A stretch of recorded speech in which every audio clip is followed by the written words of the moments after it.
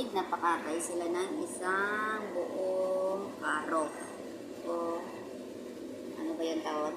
Nalipat. Karo, ship. Ayan. Isa yan, maliit lang yan siya. Maliit lang siya.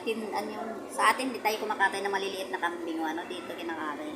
Ayan. So, ayan. Yung atay niluto. Paborito kasi nila yung atay tapos gawing sandwich. Iyan sa tinapay. Ayan. Kaya yan yung ginagawa natin ngayon. Yan. Shout out sa kapwa kong OFW na naghihiwa ng isang piraso. Ano dyan? Tupa. Yung tupa. Ayan.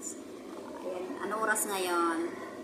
Naka-live ako sa YouTube pero iniwan ko lang sa taas dahil nga dumating yung amo ko at nahiwa na to. Pagbili ganito na siya pero kailangan mong liit-liitin.